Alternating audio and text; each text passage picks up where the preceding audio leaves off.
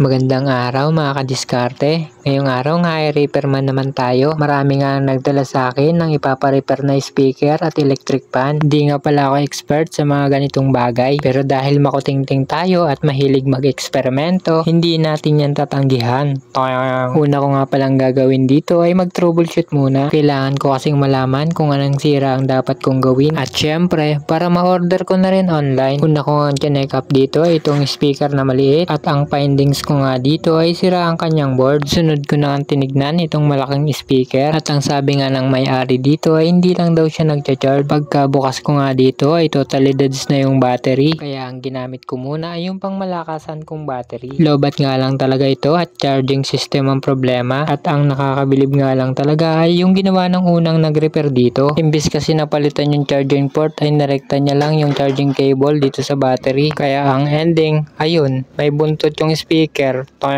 Sinunod ko na nga palang tignan itong maliit na electric fan at ang sabi nga ng may-ari dito ay dumaan na rin daw to sa matinding eksperimento. Wala na nga tong battery at baklas na rin yung kanyang switch dito sa kanyang board, kaya conversion na nga lang ang naisip kong magandang gawin dito. Ibinalik ko na nga to at isinunod ko na rin itong isang rechargeable fan at ang hula ko nga dito ay palitin lang ang battery. Sabi kasi nung may-ari ay hindi raw gumagana yung fan pero working naman yung ilaw kapag binuksan. Nung chinek ko nga yung battery ay halos wala ng karga pero mukhang bago pa naman. Gumagana din naman yung fan kapag nakalagay yung charger kaya mukhang walang problema dito sa fan. Binaklas ko na nga rin para tignan dahil ayaw na rin gumana ng ilaw. Pagkabaklas ko nga dito ay sobrang dumi ng board na para bang nabasa ng ulan. Nilinis ko na nga to at tinanggal yung mga bara dun sa may saksakan ng USB at para matanggal na rin yung mga kalawang. Pagkatapos ko nga tong linisan, sa wakas nakita ko na rin yung wire ng lead light na natanggal sa pagkakahinang. Kinapa ko na nga rin to kung saan ba nakakabit dahil wala naman bakas ng pinagputulan. Pagkatapos ko nga tong may kabit ay nilinis ko na rin bago ko sinalpak at tinornilyuhan. Pagkatapos ko nga itong may tornilyo ay sinaksak ko na yung charger at chinek ko na rin yung wire papunta sa battery para malaman kung may voltahe bang lumalabas. Sa punto nga ito ay wala naman akong nakitang problema at goods din naman yung voltahe kaya chinarges ko na muna yung battery. Matapos nga ang mahigit kalahating oras ay sa wakas na full charge din yung battery kaya tinesting ko na tong fan kung gagana na ba talaga. Sa kasamaang palad nga hindi ko rin to napagana kahit malakas naman yung voltahe na ibinibigay ng battery. Gumagana nga lang siya kapag nakasaksak sa kuryente kaya siguradong may problema ang board nito. Wala na nga pa eme-eme, binaklas ko na nga ito para i-check yung board kung nasan ba talaga yung problema. Nakita ko nga dito na kinalawang na yung paa ng fuse na naging sanhi ng lost connection. Agad ko na nga itong pinalitan at hininang at tinesting ko na nga kung gagana na ba siya talaga. O diba? Ang lakas kong makachamba.